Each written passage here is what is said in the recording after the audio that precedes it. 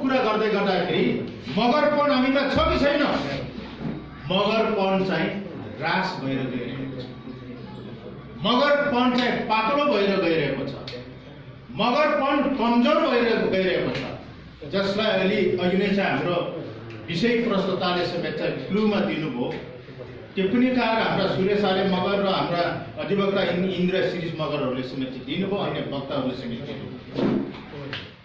यदि हामी साँच्चीकै गर्वका साथ हामी आफ्नो पुर्खौली माटो सहित र सभ्यता सहित आफ्नो भाषा संस्कृति सहित जिएको यो देशका मात्र होइन, यो दुनियाँका चाहिँ एउटा ऐतिहासिक पुर्खौली मानव जाति हो, आदिवासी जाति हो, आदिम जाति हो भन्ने खालको चाहिँ मगरले गर्व गर्ने हो भने मगरले मान्दै गरेको संस्कृतिमा मगरपन छ कि छैन? मगरले बोल्दै गरेको मगर भाषामा मगरपन छ कि छैन? मगरले मान्दै गरेको धर्ममा मगरपन छ कि छैन?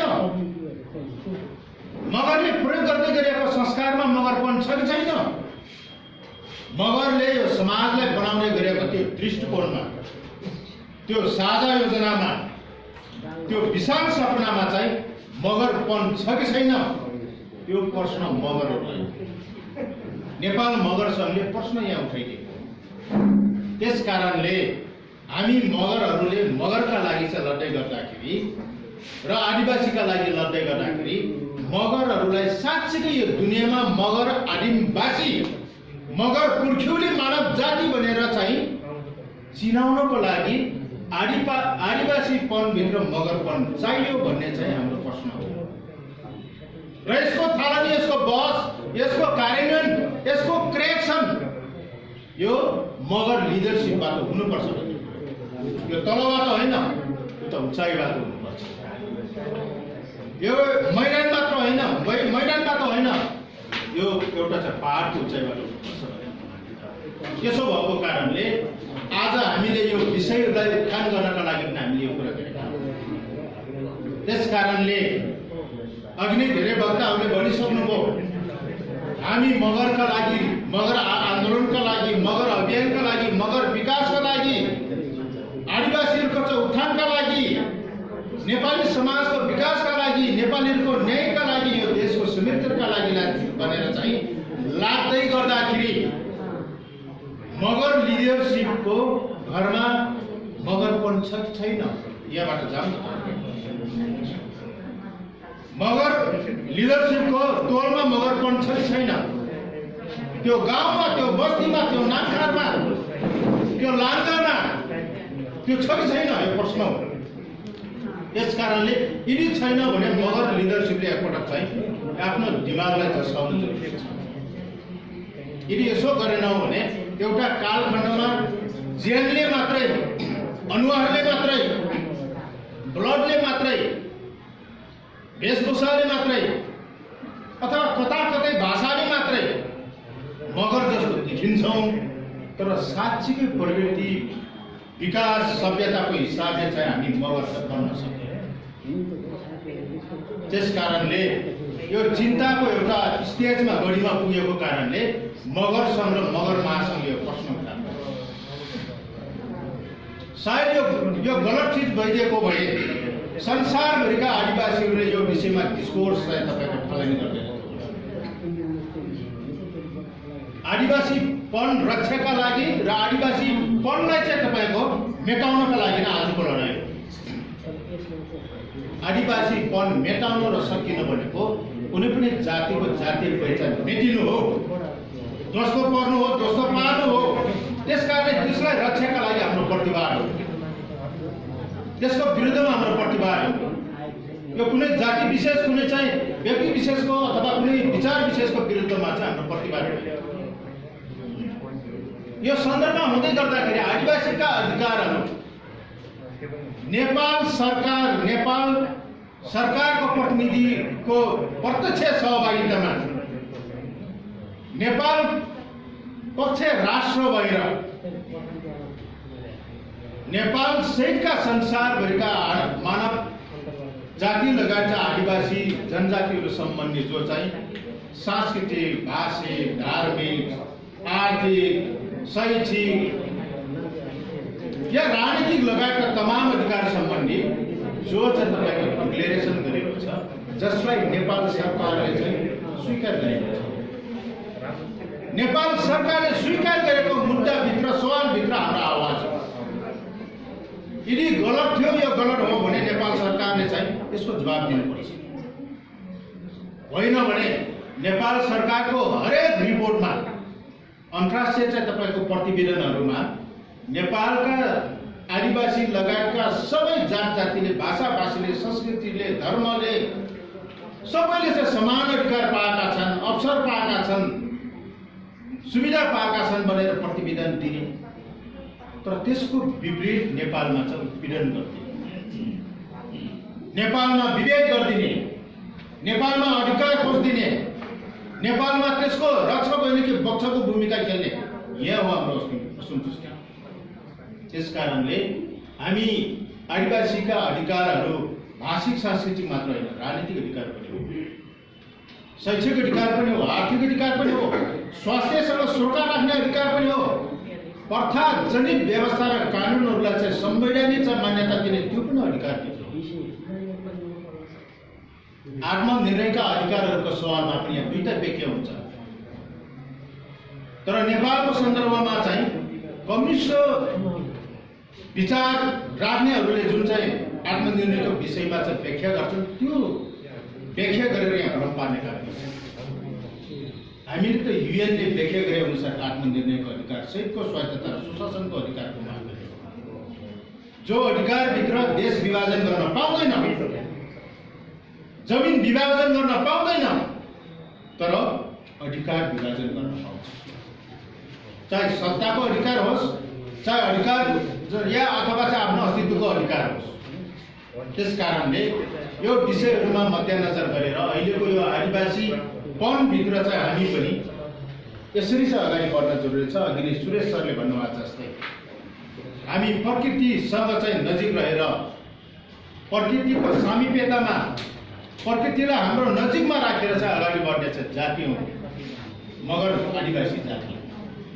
त्यस कारणले हामी पुर्खाहरूलाई हामीले पूजा गर्ने गर्छौँ, पितृ पूजा गर्छौँ, बाजे बजेको रूपमा। अन्य कुनै पनि चाहिँ तपाईँको ढुङ्गा, माटो, मूल पानी, हावा, आगो सबैलाई हामी पूजा गर्छौँ। त्यसैले हामी हाम्रो माटोसँग सरोकार राख्ने पुर्ख्यौली माटोसँग, जसलाई हामीले मगराड चाहिँ तपाईँको पुर्ख्यौली माटो लिएका छौँ, जसको रक्षाका लागि, जसको इतिहासको चाहिँ रक्षा र विकासका लागि नै हामीले चाहिँ इस्यु बनाएका हौँ, लगिरहेका हौँ। त्यस कारणले नेपालमा साँच्चीकै चाहिँ राज्य व्यवस्था र नेपालका राजनीतिक शक्तिहरूले यदि यसलाई चाहिँ सही ढङ्गले संरक्षण गरिदिएको भए, व्यवस्थापन गरिदिएको भए यो मुद्दा हामीले उठाउने होइन, राजनीतिक शक्तिहरूले उठाउने। त्यसो भएको कारणले यो विषयहरूलाई हामीले यो ढङ्गले चाहिँ अब मगरहरूले उठान गर्न जरुरी छ। अब हामी सोलो दलोमा हाम्रो बहस हुनु हुँदैन, चाहे नेपालका आदिवासीहरूको होस् या मगरहरूको होस् या अन्य कुनै पनि कम्युनिटीको, विषय केन्द्रित चाहिँ बहस हुनु जरुरी छ। विषय केन्द्रित हाम्रा चाहिँ छलफल हुनु जरुरी छ। त्यो छलफलपछि रणबुल्ल होइन, निकास सहितको छलफल चाहियो। त्यसकारण अहिलेसम्म चाहिँ यदि राजनीतिक दलहरूले चाहिँ तपाईँको आदिवासीका मुद्दाहरूलाई चाहिँ एउटा इस्युको रूपमा चाहिँ छलफल गरिदिएका छन् भने त्यो कन्भिन्स हुनुका लागि होइन कि कन्फ्युजन पार्नका लागि गरेका छन्। त्यसमा हाम्रो आपत्ति हो, हाम्रो चाहिँ तपाईँको असहमति हो। त्यसो भएको कारणले नेपालका आदिवासी जनजातिले उठाइरहेका मुद्दाहरू सामाजिक, भाषिक, सांस्कृतिक, धार्मिक, आर्थिक, शैक्षिक सहितको चाहिँ राजनीतिक मुद्दा पनि हो। आज चाहिँ राज्यको मूलधारमा चाहिँ हाम्रो पनि सहभागिता हुनुपर्छ भन्ने मान्यताका साथ लागेको कारणले हामी ग्राउन्डबाट, अघि नै हाम्रा वक्ता साथीहरूले भन्नुभयो जस्तै हामी अलिक टपबाट लागेको थियौँ हिजो, त्यो परिस्थितिको एउटा चाहिँ तपाईँको भाग्यात्मक स्थिति हो। तर आदिवासीपन र आदिवासी अधिकारको विषयमा चाहिँ हामी फाउन्डेसनबाट अथवा ग्रासबाट नै किन लाग्न जरुरी छ भन्दाखेरि त्यो टपको लेभलमा पुगेका हाम्रो इस्यु र हाम्रो विचार, हाम्रो मुभमेन्टलाई चाहिँ बचाउ गर्नको लागि भन्ने कुरो राख्दै अहिले सञ्जाल मार्फत समेत संसारभरिका लाखौँ करोडौँ मगर सहितका, आदिवासी सहितका नेपाली जनहरूले नजर गरिराख्नु भएको छ। स्वभावैले हामीलाई मन छ देश बनाउने, यो देशलाई समृद्ध बनाउनको लागि हामीले योगदान दिने, पसिना बगाउने मन छ, तर त्यो पसिना बगाउने हामीलाई अवसर खै, त्यो अधिकार खै हामीलाई दिलाले। प्रश्न यहाँनिर हो। त्यस कारणले देश साँच्चीकै बनाउने र तपाईको नाटक मात्र होइन भन्ने कुरो हो भने मगर सहितका आदिवासी जनताहरूलाई समेत यो देशको मूलधारमा चाहिँ सहभागी गराउनु जरुरी छ, ताकि अहिले अदालतले जो चाहिँ निर्णय गरिरहेको छ तरमाराहरूको विषयलाई लिएर तपाईको त्यसरी भूगुरु हिसाबले संघीयता, समानुपातिक, समावेशी र धर्मनिरपेक्षतालाई जुन चाहिँ खारेज गर्ने गरी त्यहाँ निशाना लगाउने गरी तरमाराको नाममा वर्गीय आधारमा चाहिँ तपाईको अब आरक्षण हुनुपर्छ भन्ने कुरो यो बिल्कुल यसमा हाम्रो सहमति छ। अदालतको काम वर्गीय व्याख्या गर्ने, जातीय व्याख्या गर्ने होइन, वर्ग विश्लेषण गर्ने त अदालतको काम होइन होला नि। वर्गीय हिसाबले मात्रै चाहिँ आरक्षणको व्यवस्थापन गर्ने हो भने आरक्षण भित्र परेका अपाङ्ग समुदाय कुन वर्गमा पर्यो अदालत त्यो भनिदिनु पर्यो। कर्णाली लगायतका उत्पीडित क्षेत्रका चाहिँ उत्पीडित क्षेत्रबाट जो आरक्षण पाउनेहरू त्यो कुन वर्गमा पर्यो अदालत त्यो पनि भनिदिनु पर्यो। महिलाहरू जुन चाहिँ तपाईँको आरक्षणको जुन कोटा मार्फत उहाँहरूलाई जो विकास गर्ने अथवा चाहिँ विवेकबाट चाहिँ उनीहरूलाई जुन क्षतिपूर्ति दिने जो व्यवस्था छ, महिलाहरू कुन वर्गमा परे अदालत त्यो पनि भनिदिनु पर्यो। यदि अदालतले मन परी गलत ढङ्गले संविधानको व्याख्या भन्दा त्यसको दायराभन्दा बाहिर जाने हो भने भोलि अदालतलाई नेपाली जनताले मान्ने कि नमान्ने प्रश्न यहाँ उठ्छ। मान्य दायराहरू राखिदिनु अदालत, सम्मान्य अदालतले अमान्य चाहिँ तपाईँको निर्णय गर्नु भएन भन्ने कुरा हो। त्यस कारणले अहिलेको तरमाराको नाममा जुन चाहिँ वर्गीय आधारमा भन्ने खालको जुन चाहिँ व्याख्या छ त्यसको आधार के हो, वर्ग विश्लेषण के हो, के आधारमा चाहिँ यो गरिब मगर हो, यो धनी मगर हो, योले पाउने हो, यो मगरले पाउने होइन, यो आदिवासीले पाउने हो, यो चाहिँ आदिवासीले नपाउने, यो दलितले, यो मधेसी मुस्लिम महिला अपाङ्ग व्यक्तिहरू अथवा चाहिँ कर्णाली जस्तो विकट क्षेत्रले पाउने नपाउने त्यो व्याख्या खै अदालत व्याख्या गर्नु पर्दैन। त्यस कारणले यसको सङ्केत राम्रो होइन, फेरि गणतन्त्रमाथिको प्रहार हो भनेर हामीले बुझेका छौँ। यसको सङ्केत संघीयता खारेजीको तपाईँको सङ्केत हामीले बुझिरहेका छौँ। धर्मनिरपेक्षता, समावेशी, समानुपातिक चाहिँ विरोधी चाहिँ तपाईँको कदम चल्न खोजेछ भन्ने कुरो हो। त्यसकारण यदि त्यो हिसाबले निशाना लगाउने हो भने म संसारभरिका लाखौँ मगरहरूलाई र करोडौँ आदिवासीहरूलाई र पीडित चाहिँ बाहुन क्षेत्रीय या अन्य मधेसी मुस्लिम लगायतका दलितहरूलाई के आह्वान गर्न चाहन्छु भने एक चरण हाम्रो विधानबाट स्थापित यो चाहिँ ऐतिहासिक उपलब्धिहरूलाई फेरि पनि चाहिँ ध्वस्त पार्न चाहिँ अदालत मार्फत अगाडि बढ्ने हो भने त्यसको प्रतिवाद गर्न कम तयार भएर अगाडि बढ्नु प्रतिवाद हुन्छ। प्रतिवादको इतिहास खोजे हुन्छ, पढे हुन्छ। त्यस कारणले अहिले आदिवासी आन्दोलन अहिले चाहिँ सुस्ता जस्तो देखिन्छ नि, त्यसो होइन, त्यो हाम्रो गलत व्याख्या हो। आदिवासी आन्दोलन चाहिँ अहिले तयारीमा छ, नयाँ ढङ्गले उसले चाहिँ रिभाइभ गर्दैछ, किनभने परिस्थिति एकदमै बदलिसकेको छ।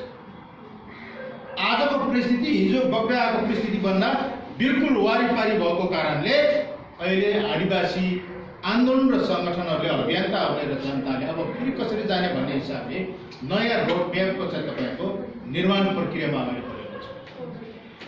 आन्दोलन सधैँ उठ्ने हो र विभिन्न ढङ्गले उठ्छन् त। कहिले तयारीको रूप पनि त्यो पनि आन्दोलन हो, कहिले त्यसलाई छलफल गर्ने, बहस गर्ने, समीक्षा गर्ने, कमजोरी पत्ता लगाउने, राम्रा पक्षहरूलाई विकास गर्ने, त्यो पनि आन्दोलन हो। त्यसकारण आन्दोलन सधैँ एउटै रफ्तारमा जाँदैन।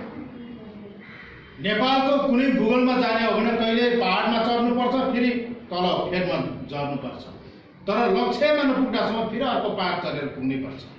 त्यही कारणले आन्दोलन पनि त्यो रफ्तारमा जान्छ, सधैँ एउटै मैदानमा बगे जस्तै, पानी बगे जस्तो हुँदैन। यदि त्यो ढङ्गले हामीले बुझ्यौँ भने हामी अझै चाहिँ आन्दोलनकारी भएको छैनौँ भन्ने कुरो बुझ्न जरुरी छ। त्यसैले यो अहिलेको यो जुन विश्व आदिवासी दिवसको सुखद उपलक्ष्यमा 2065 साल भाद्र 5 गते नेपालको संसदमा ILO 169 पास भएको छ है विजय सुब्बाको नेतृत्वमा। यो सुखद अवसरमा सिंहदरबार चलाउने र सिंहदरबारको बागडोर लिने नेता साथीहरूलाई, राजनीतिक नेताहरूलाई म फेरि पनि चाहिँ त्यो बुद्धि अझै चाहिँ यो अवसरमा चाहिँ तपाईँको अझै फिरोस् कि त्यो कार्यान्वयन गर्न जरुरी छ। कार्यान्वयन गर्ने गरी दिमाग खोलाओस् र हामी सरकार राख्ने चाहिँ जनताले समेत चाहिँ त्यो कहाँ पुग्यो भनेर चाहिँ अझै हामीले चाहिँ चासो राख्ने त्यो दिमाग पनि हामीलाई पनि प्राप्त होस्। त्यस कारणले अहिले संविधान नेपालका मगर सहितका चाहिँ आदिवासीहरूले भने जस्तो पूर्ण र सम्पूर्ण चाहिँ छैन। त्यो कुरा हामीले संविधान जारी हुने बित्तिकै भनेका छौँ। तर संविधानलाई चाहिँ आलोचनात्मक हिसाबले हामीले समर्थन गर्दै गर्दा संविधानले दिएका अधिकारहरूलाई खोज्नु भनेको गणतन्त्र विरोधी काम गर्नु हो, यो संघीयता विरोधी काम गर्नु हो, यो परिवर्तन विरोधी काम गर्नु हो। त्यस कारणले यो पक्षलाई मध्यनजर गरेर हामी सरकारवाला र सम्बन्धित चाहिँ निकायले समेत चाहिँ अब करेक्सन भएर अगाडि बढ्न जरुरी छ भन्ने कुरो राख्दै आजको यो अत्यन्त महत्त्वपूर्ण एउटा लिडरसिपको एउटा लेभलका लिडरहरूको बिचमा यो जुन चाहिँ आदिवासी वन र आदिवासी अधिकार बारेमा जो छलफल हो, यसले अवश्य पनि एउटा बहस सुरु हो। आदिवासी वनमा मगरपन के हो त भन्ने कुरो एउटा त हाम्रो दिमागमा हिट गर्यो। दोस्रो, आदिवासी अधिकार भनेको त भाषिक सांस्कृतिक कुरा मात्र होइन रहेछ। UN ड्रिफ्ट लगायतका अन्तर्राष्ट्रिय आदिवासी जनजाति सम्बन्धित जो चाहिँ सम्झौता सहमति पत्रहरूले त राजनीतिक अधिकार सहितको अन्य अधिकार सहितको तपाईँको सुनिश्चित गरिसकेको रहेछ। त्यो भनेको त आज नेपालमा जो उचाइमा हामीले अधिकारको कुरा उठाइरहेको छ त्योभन्दा पनि अझ माथि रहेछ त। त्यसो भए नेपालका राजनीतिक शक्तिहरूले र सरकारले किन पचाउन सकेको छैन त भन्दाखेरि नेपाललाई अझै पनि यहाँका धेरै जसो चाहिँ मालिक बन्ने सपना हेरेकाहरूले हिन्दू राष्ट्रको रूपमा चाहिँ विकास गर्न खोजिरहेको छ। त्यसरी देश बन्दैन नि। अहिले बहस उठिरहेको छ, हिन्दू धर्म मान्नेहरू धेरै भएको कारणले हिन्दू राष्ट्र बनाउनु पर्छ। त्यसो भए हाम्रो उत्तरपट्टि पनि अरबौंको जनसङ्ख्या भएको देश छ चाइना, दक्षिण पनि अरबौंको जनसङ्ख्या भएको देश छ इन्डिया। यहाँ त हामी 3 करोड सेरोफेर मात्रै छौँ नि।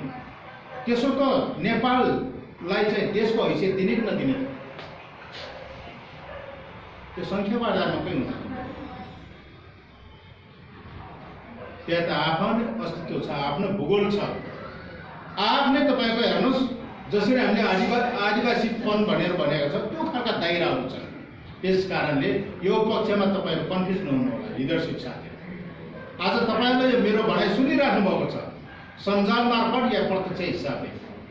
सङ्गठनको स्वदेशी विदेशमा भएका सङ्गठनका साथीहरू यो ढङ्गले लाग्नुहोस्।